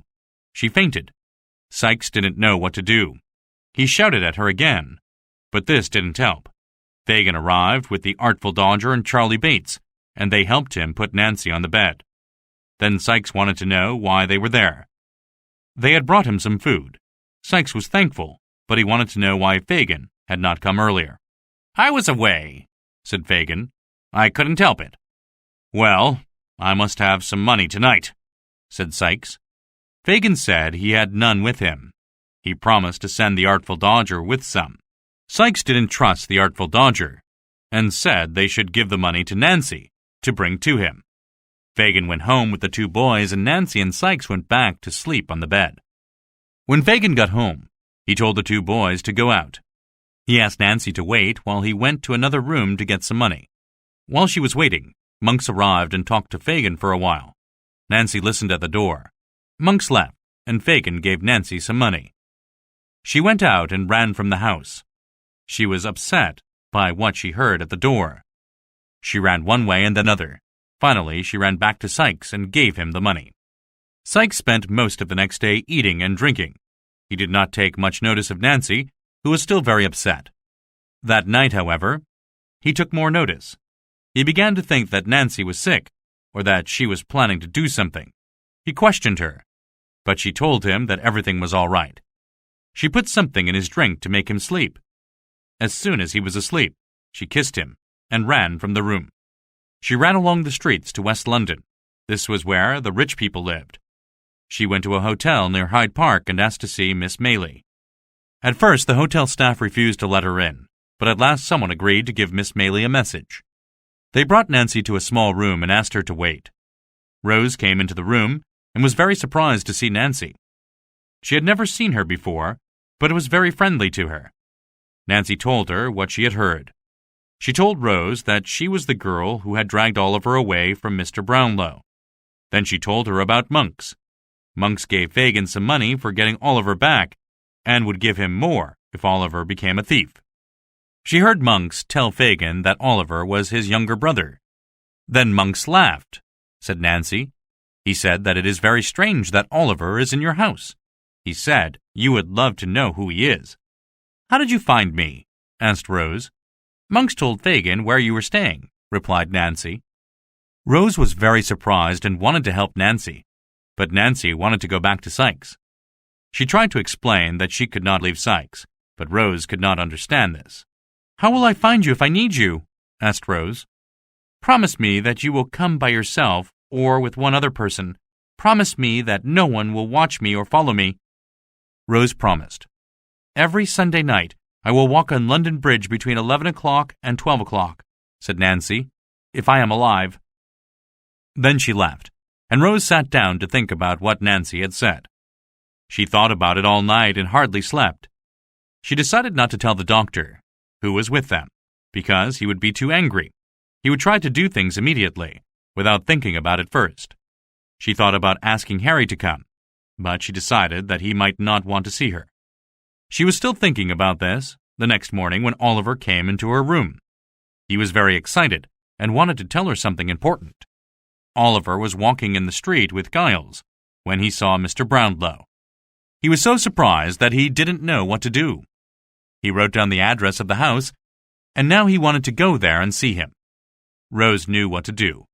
She called a carriage and took Oliver to the house immediately. She left him in the carriage and went to speak to Mr. Brownlow. Mr. Grimwig was there too. She told them about Oliver's life since they last saw him. Mr. Brownlow was very pleased to hear about Oliver. He rushed out to the carriage and came back in with him. He called Mrs. Bedwin. They were all very, very happy to see one another again. Mr. Brownlow agreed to meet Mr. Losberne the next day at the hotel, and Rose and Oliver returned home. Rose was right about the doctor. The next morning, when they told him Nancy's story, he was very angry. He put on his hat and wanted to go and tell Blathers and Duff immediately. They persuaded him not to do that. "We can't do that," said Mr. Brownlow. "We need to act carefully. If we don't, we will never find out about Oliver's parents. They will never tell us anything. We need to find Monks and make him talk." "We should follow Nancy then," said the doctor. "I promised her I wouldn't do that," said Rose. They decided that they needed to talk to Nancy and agreed to wait until Sunday night, when she would be walking on the bridge. The doctor thought it would be difficult to wait for 5 days. Mr. Brownlow wanted to invite his friend Grimwig to help them. The doctor wanted to invite Harry Maylie. Everyone agreed. They decided to keep their plan secret. They would not even tell Oliver. On the same night that Nancy visited Rose, 2 people were hurrying toward London. One was an ugly young man with long legs who carried a small bundle. The other was a young woman who carried a heavy bundle on her back. Noah Claypole and Charlotte had stolen money from Mr. Sowerberry, the undertaker, and were escaping to London. Noah walked much faster than Charlotte because of his long legs and his light bundle. He waited for her and told her to hurry. Charlotte wanted to stay at the first hotel they saw. Noah decided that it was too dangerous. He would rather stay further into the city. "They won't find us so easily then," he said. He made Charlotte carry her heavy bundle through the narrow streets of London. They came to a very dirty hotel. It was the same hotel that Fagin went to when he was looking for monks. Noah asked for a room. While they waited, he and Charlotte had a drink.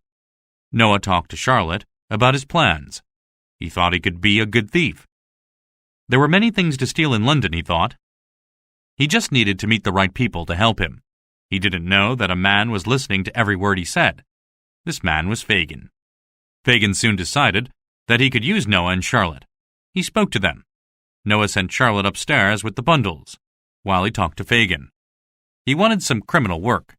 "Not too hard," he said, "and not too dangerous." Fagin thought about it. "How about old ladies?" he said. "I don't know," said Noah. "Don't they scream and sometimes scratch you?" Fagin thought about it again. "You can come and meet my friend," he said. "He can teach you how to knock over children and take their money from them." Noah was pleased with this, and they arranged to meet again the next day. He told Fagin his name was Morris Bolter.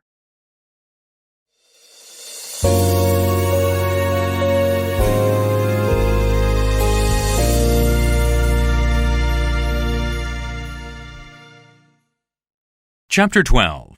I Think I Know Him. Fagin began to teach Noah Claypole, also known as Morris Bolter, about how to be a criminal. He explained that it was important to look after one another. "The best way to look after yourself," he said, "is to look after your friends. That's how it works." This was a new idea for Mr. Bolter. He was very interested, and Fagin told him more about his work. "Yesterday," he said, "the police caught my best helper. They said he tried to steal a handkerchief, and they found a silver snuff box in his pocket. It was his own box, but they didn't believe him. He is worth 50 snuff boxes. I would give that many to have him back. Now he will be lagged." "What does that mean?" asked Mr. Bolter. Fagin was about to explain when Charlie Bates came in with news about the Artful Dodger. "They have found the owner of the snuff box," he said. "He'll be lagged. He'll be sent to Australia." Now Mr. Bolter understood what lagged meant. Fagin and Charlie Bates continued to talk about the Artful Dodger. They remembered all the wonderful things he did. They were very pleased with his work. "We have to see what happens to him in the court today," said Fagin. They decided to send Mr. Bolter to the court. They dressed him up in some old clothes and took him to the court. Charlie Bates waited outside. Mr. Bolter went into the court. The Artful Dodger put on a very good show. He made the people in the court laugh by acting like a gentleman. He told them that he was late for a meeting and would lose business. He said he would sue the court. He refused to talk to the witnesses or to say anything about himself. Afterward, they put him in a cell, and Noah went back to where he had left Charlie Bates. Together, they returned to Fagin to tell him what had happened. Nancy felt very strange about her visit to Rose Maylie. She knew that it was the right thing to do, and this made her feel good. At the same time, she knew that she was acting against her best friends, and this made her feel bad. On Sunday night, Fagin was visiting Sykes. They were talking to each other when Nancy put on her coat and bonnet and went to the door. She wanted to keep her promise to Rose and walk on London Bridge. "Where are you going?" asked Sykes. "Not far," replied Nancy. "That's no answer," said Sykes. "Where are you going?" "I said not far." "And I said where?" "I don't know," said the girl. "Then I do," said the man. You are going nowhere. Sit down. I am not well, said Nancy. I just want some air. Then put your head out the window, said Sikes. He went to the door and locked it. He pulled her bonnet and coat off her and told her to sit down and be quiet. Nancy begged him to let her out. She cried. She shouted. She asked Fagin to help her. She sat on the floor near the door. Sikes pulled her into another room and held her until she stopped fighting. She must be mad, Sikes told Fagin. Fagin thought about it as he walked home. He decided that Nancy had made a new friend and wanted to see him. This made Fagin very interested. He wanted to get rid of Sikes. If Nancy had a new friend, Fagin wanted to meet him as soon as possible. Perhaps he could persuade Nancy to poison Sikes, and the new friend could replace him. He was very pleased with this idea. The next morning, Fagin sent Charlotte out with the other girls so he could talk to Noah alone. He wanted Noah to follow Nancy and find out who her new friend was. Is it dangerous? asked Noah. Not at all, said Fagin. He agreed to give Noah £1. The next Sunday, Sikes was out all night, and Nancy walked to London Bridge. An ugly young man with long legs followed her and watched her every move. He kept out of sight on the dark streets, and she did not notice him. When she came to the bridge, she walked across it, looking at the other people walking there. She then turned around and walked back. It was a very dark night, and not many people were on the bridge at that time. Nobody noticed the woman who looked at them or the ugly man who watched her all the time. It was midnight when a carriage stopped near the bridge. A young lady and a gray-haired gentleman got out of it and walked onto the bridge. As soon as Nancy saw them, she went to them, and the young man with the long legs followed closely. He was very close to them when Nancy told her visitors to meet her down the steps near the river. The young man with the long legs walked past them and went down the steps. He hid near the bottom and waited. At last, Nancy, Rose, and Mr. Brownlow came down the steps. They stopped near the young man's hiding place and began to talk. "Why have you brought us here?" asked the gentleman. "We could have talked on the bridge, where there is some light. This is a dark hole." "I told you that I was afraid up there," said Nancy. "I don't know why I am afraid, but I feel safer here." "You were not here last Sunday," began Mr. Brownlow. "I couldn't," said Nancy. "I was locked up by the man I talked about before. It is very difficult for me to get away from him. When I came to visit you in the hotel, I could only do it after I put something in his drink to make him sleep. He always wants to know where I am going, but he is not home tonight." "This young lady," said Mr. Brownlow, "has told me about your visit. I believe that you are telling the truth. We want to talk to the man called Monks. If we can't find out what we want from him, we will need to talk to the man that Oliver calls Fagin." "I cannot tell you about Fagin," exclaimed Nancy. "He is a very bad man and has done terrible things to me. But he has also been my only helper. I cannot tell you about him." "Then we must talk to Monks," replied Mr. Brownlow. He and Rose promised that Monks would never know that Nancy had helped them find him. Nancy then told them where they could find Monks and described him to them. "He is tall and strong and always looks around when he is walking. His eyes are very deep set. His face is dark. His eyes and hair are dark too. High up on his neck, he has a wide red mark like a burn." Mr. Brownlow was surprised to hear this. "I think I know him," he said. Rose was surprised too. "You have been very helpful," said Mr. Brownlow. "How can we help you?" "You cannot help me," replied Nancy. "It is too late. I am beyond all hope." "I can take you away from here and give you a new life in a new place," said Mr. Brownlow. "Nobody will ever know what happens to you. You never need to go back to them." "I hate my life, but I cannot leave it," said Nancy sadly. Rose wanted to give her some money, but she would not take it. "I did not do it for money," she said. "Let me have something you are wearing." "No, not your ring. Just give me your handkerchief. Thank you." Rose and Mr. Brownlow went up the stairs to the bridge. Nancy sat down and cried. After a while she got up and went up the stairs too. Noah stayed in his hiding place for a few minutes before he dared to come out. He went up the stairs carefully, and then ran to Fagin's house as fast as he could.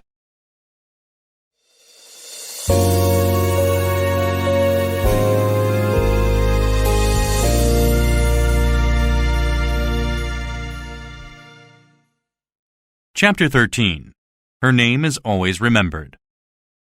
Fagin was very angry when he heard the story that Noah told him. He was so angry that his whole body shook. He sent for Sykes and told him. Sykes was just as angry as Fagin. He was especially angry when Noah told him that Nancy had put something in his drink to make him sleep. He tried to rush out of Fagin's house, but the door was locked. Fagin would not unlock it. "Listen to me first," he said. "Do what you have to do, but be smart, Bill. Don't be too rough. Try to keep safe."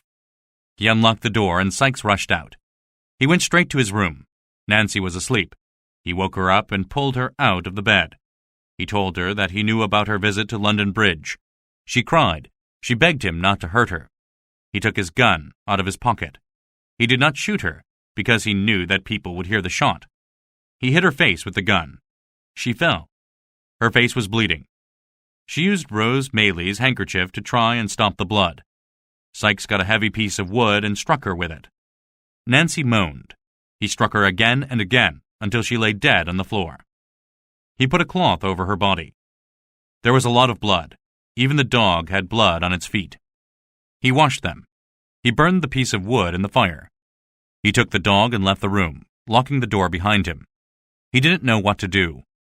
He went this way and that way. Sometimes he ran. At other times, he walked very slowly.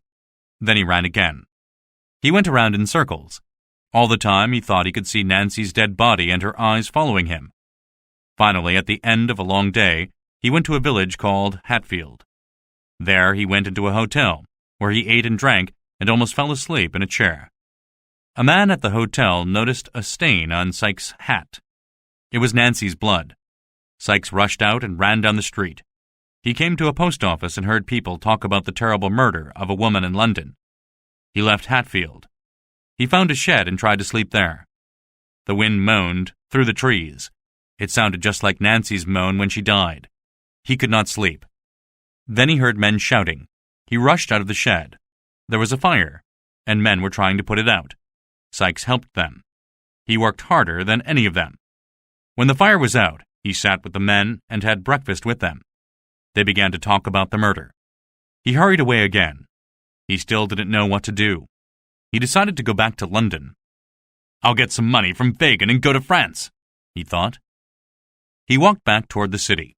He realized that people might recognize his dog. He decided to kill it, but the dog ran away. Mr. Brownlow went to the hotel that Nancy told him about.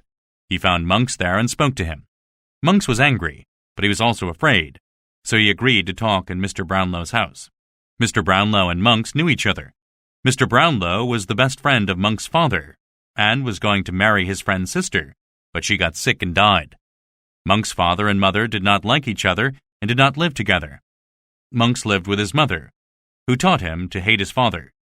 His father became friends with a man who had 2 daughters. One of these daughters was 19 years old. Her name was Agnes. The other daughter was only 3 years old. Agnes fell in love with Monk's father. Then a rich member of his family died and left Monk's father a lot of money. Very soon after that, Monk's father died, and all the money went to Monk's mother. "However," said Mr. Brownlow, "before your father died, he had told me his plan. He was going to give his wife some money and take the rest of the money and go to another country. He planned to take Agnes with him. He gave me a beautiful picture of her. When your father died, I tried to find his friend, but they were gone. When I first met Oliver, I saw that he looked exactly like the picture." Monk's mother died, and Monks went to live in the West Indies. Mr. Brownlow went there to look for him, but discovered that Monks was back in England. Mr. Brownlow returned to England and continued his search. "Your father wrote a will," continued Mr. Brownlow, "but your mother burned it. The will said that if Agnes had a baby, he or she should receive most of the money. You tried to destroy all the evidence that Oliver was that child. However, your mother kept some letters that Agnes wrote to your father." Monks had to agree that all this was true. That afternoon, the police took Fagin to jail. They came to his house. Toby was there with Charlie Bates, but they escaped. Noah was there too, and he tried to hide in an empty barrel, but the police saw his long legs sticking out of the top. They took him to jail too. Toby went to a secret hiding place in an old building on a muddy island in the river. It was the dirtiest part of London. There he met some other friends. They talked about Fagin. They knew that he would hang.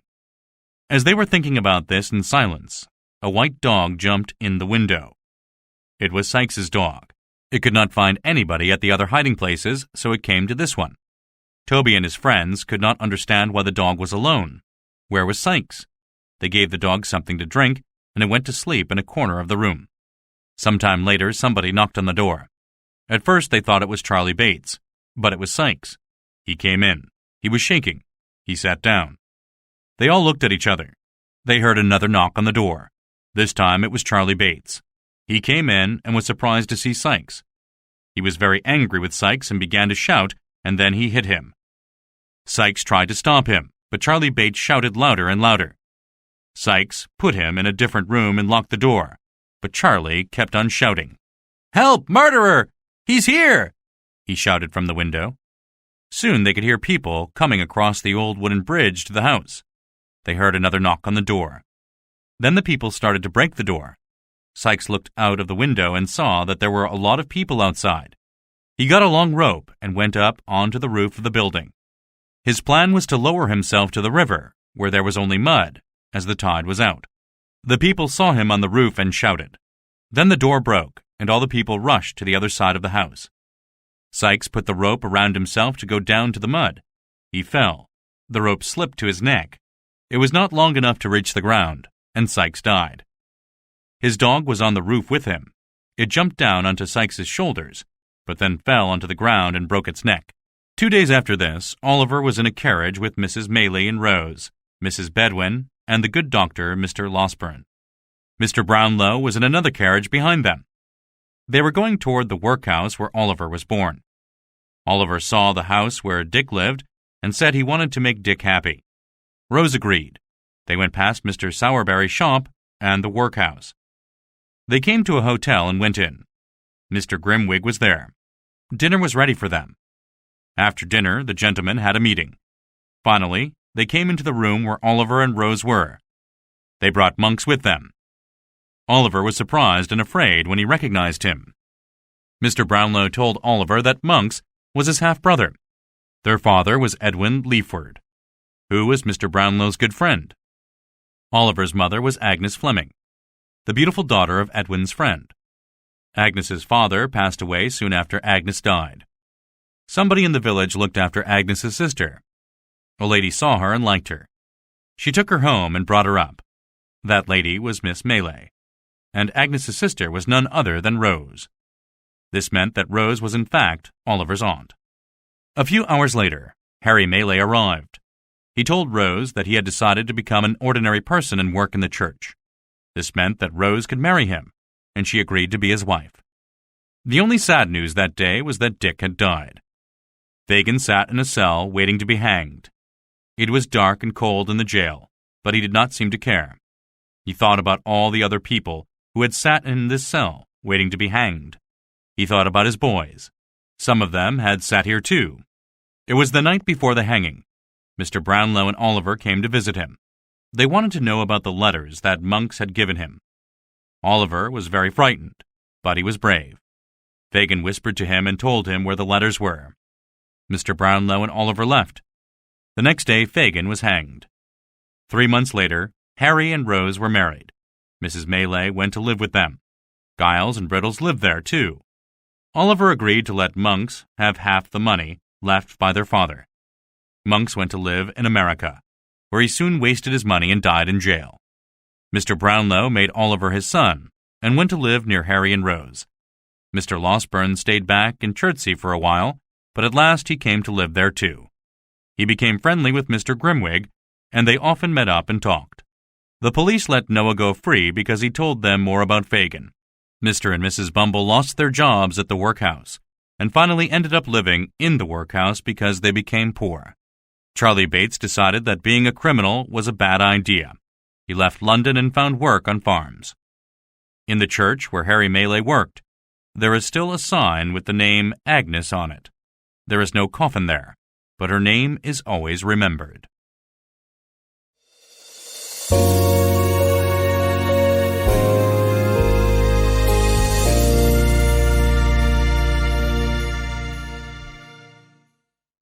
Playlet, Oliver Twist. This part of the story tells us what happened when Sykes and Toby tried to make Oliver help them burgle a house. In the garden, near a small window in a wall, Oliver is kneeling on the ground. Sykes and Toby are standing beside him. No, no! Don't make me steal! Let me go! Get up or I will blow your head off!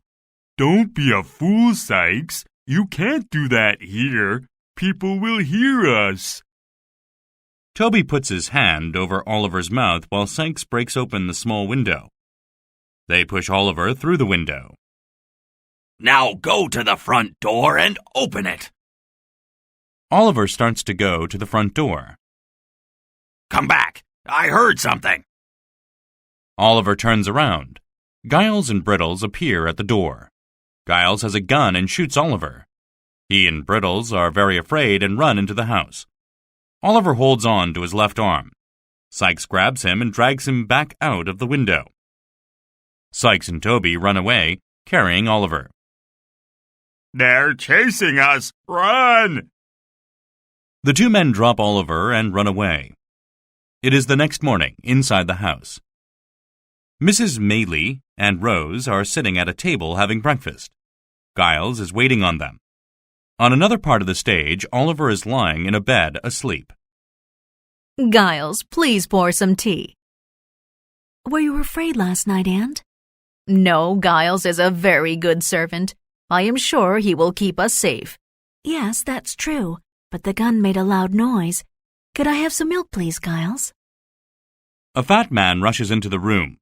It is Mr. Losberne, the doctor. My dear Miss Maylie, dear Rose, are you all right? You are lucky to be alive. They might have shot you. We are not hurt, Doctor. But Giles shot one of the terrible burglars, and he is hurt. We thought he ran away, but he came back to the house this morning. We would like you to examine him. Yes, of course, Rose. Where is he? Giles, please take Mr. Losberne to see the burglar you shot. Of course, miss. This way, please, doctor. He leads the doctor to Oliver. Giles returns to the breakfast table while the doctor bends over Oliver and looks at his arm. There is a knock at the door. Giles goes off stage to open it. He returns to the breakfast room. I have asked Brittles to get the police, madam. Good. We don't want to keep him here any longer than necessary. Please tell us when they arrive. Very good, miss. He goes off stage. The doctor enters. Have you seen this burglar, ladies? No, we haven't. I am sure that he is not a nice man to look at. I think you might be surprised. Please come and see him. Very well. We will come with you. They get up and move across to Oliver's bed. He is still asleep. Why, he is only a boy. Yes, he is very small. Is he all right, Doctor? He is badly hurt, but I think he will be all right. He can't be a burglar. He is much too young. We must not let the police take him. He is too small and sick to go to jail. Don't worry, ladies. I will save him. Giles enters with Brittles. Who shot this boy? I did, sir. He was trying to burgle the house. I shot him. Giles, you didn't tell us it was only a boy. Are you sure this is the boy you shot? Did you see him properly in the dark? Giles and Brittles look at each other. They are not sure. Well, was it the same boy? There is another knock on the door. Giles goes to answer it. I'm not sure. It was dark. It was Giles who saw him. Giles returns with two police officers. These police officers are from London. This is Mr. Blathers, and this is Mr. Duff. Welcome, officers. I think you should talk to Giles and Brittles first. They saw everything. Very good idea, madam. Please come with me, gentlemen. He leads Giles and Brittles to another part of the stage. Duff goes with them. Mrs. Maylie and Rose continue to look at Oliver. They clean his face and hands and comb his hair while the police officers speak with Giles and Brittles. Mr. Losberne goes off stage. Now, gentlemen, what happened? Well, sir, I heard a noise. I went to see what it was. Brittles came with me. I took a gun. Then Brittles saw the boy and said, "Shoot him, he's a burglar." No, that's not how it happened. You saw the boy and told me to shoot him, but you had the gun, so you shot him. Who saw him first? He did. He did. This is very strange. You don't agree with each other. We cannot arrest him unless you can agree. Perhaps we should look at the gun. Mr. Losberne enters, carrying the gun. He is doing something to it. Officers, I think this is the gun that they used. Is this your gun? Yes. It is not loaded. This gun did not shoot anybody. Really? That's very strange. I'm sure I loaded it. No, I loaded it. I need to speak to Mrs. Maylie. They all go back to where Mrs. Maylie and Rose are still looking after Oliver. Blathers is carrying the gun. Mrs. Maylie, I think there has been a mistake. This boy was not one of the burglars. Your servants cannot agree with each other, and now we discover that the gun was not loaded. I agree. This boy was not one of the burglars. We will go back to London. Goodbye. The two policemen leave. Mr. Losberne, Mrs. Maylie, and Rose are happy. Giles and Brittles look puzzled.